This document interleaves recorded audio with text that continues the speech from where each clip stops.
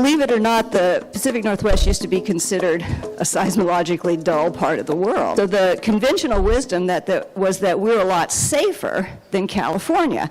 Well, it turns out that we can get more powerful earthquakes and a greater variety of earthquakes than California can ever get. Today, we have multiple lines of evidence that tell us that in the last 10,000 years, we've had about 20 of these so-called full rip nines. So these are quakes that rip the entire length of the subduction zone, 700 miles. They measure magnitude 9 or greater. The thing about it is that in a typical earthquake, the ground will shake for about 20 or 40 seconds.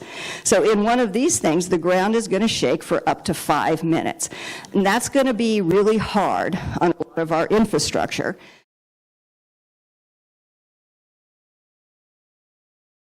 For us, for the city of Seattle alone, an earthquake on the Seattle Fault would definitely be our worst case scenario because the shaking is going to be really intense because it's close to the surface. The last one was about 1,100 years ago. It also triggered a tsunami in Puget Sound. Old brick buildings are very vulnerable to this. The Alaska Junction is full of these old brick buildings. There's a lot of old brick building apartments here in West Seattle. We've got 1,000 of these in the city of Seattle, and the city of Seattle has done nothing to require these to be upgraded, whereas California took care of that years ago. Another big risk are old concrete buildings. We have a lot of these. This is one that collapsed in Christchurch, New Zealand.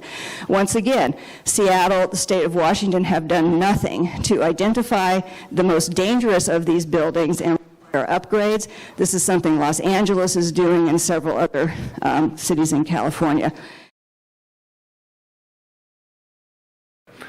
We're going to do our best to get back up and running as a police department. We're going to do our best to get back to providing 911 services. I don't know if you know, but the standard is 7 minutes or less is the average for a response to a priority 1 call.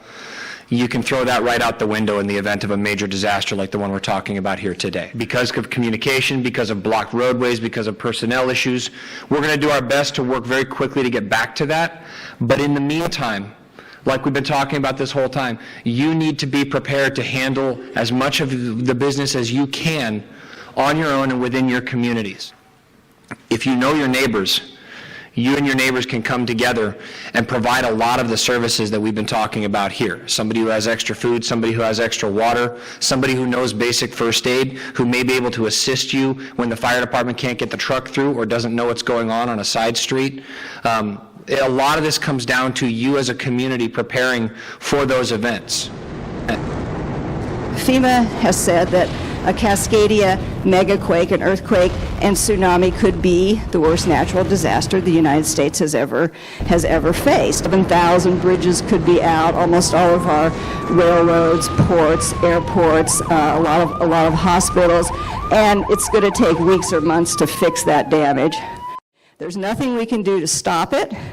There's nothing we can do yet to predict when it's going to happen, but there's a lot we can do individually and collectively to ensure that when it happens, it doesn't have to destroy our region and we'll be able to bounce back. So who's going to rescue you? You are. That's what we want to do today, is have you get prepared. Slide. So the most important plan is not the states, not the cities, it's your plan. What are you going to do when there's a disaster? What are you planning for?